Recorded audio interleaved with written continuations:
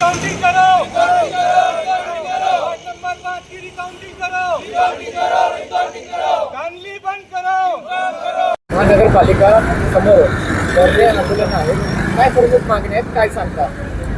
मैं प्रभाग नंबर 5 से प्रतिनिधि हूँ को का।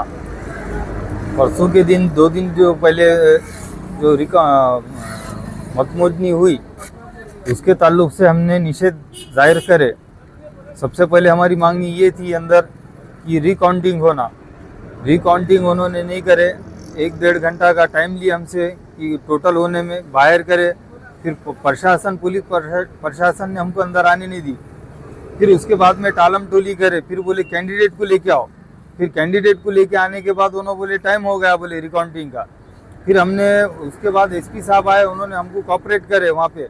फिर उसके बाद में उन्होंने हमको वो लेटर बना के दिए, मैडम ने, क्रांति मैडम जो थे उन्होंने हमको लेटर बना के दिए। और हम उनको शुरू से बोल रहे कि इसमें धांधली हुई और हम उसके खिलाफ में धरने आंदोलन पे बैठे हुए। हमको जब तक इंसाफ नहीं मिलता हम धरने आंदोलन पे बैठेंगे। मी सय्यद इम्रान सय्यद अहमद, आम्ही सगळे लोक रिकाउंटिंगसाठी गेले होते। रिकाउंटिंगला गेल्यानंतर त्याने ते प्रशासनाने हे निष्काळजीपणा आपला दाखवला। निष्काळजीपणा म्हणलं तर काय केलं त्याने, आम्हाला सगळ्या लोकांना टाळमटोली केलात।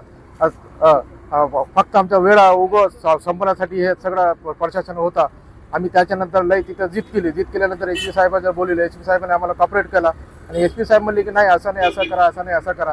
आम्हाला म्हणले कॅन्डिडेटला बोलवा, याला बोलवा, त्याला बोला, आम्ही काय करू, जे तुमची काउंटिंग झाली त्याच्यावर टोटल लावत हे करू। आमच्या 1.5 घंटा असंच आमचं सगळं सत्यानाश केला। त्याच्यानंतर मी त्याने काय केलं, आम्ही म्हणलं नाही साहेब आता तरी करा। नाही, त्याच्यानंतर कलेक्टर साहेबला भेटले आम्ही नंतर आयुक्त साहेबला भेटले। कलेक्टर साहेब म्हणते की आयुक्त साहेबला बोला, आयुक्त साहेब म्हणते कलेक्टर साहेब बोला। आम्ही इथं 1 दिवसाचा धरणे आंदोलन ठेवला। त्याच्यानंतर आम्ही हायकोर्ट, सुप्रीम कोर्टला जाणार आहे। जे आमचे होईल ते बघू।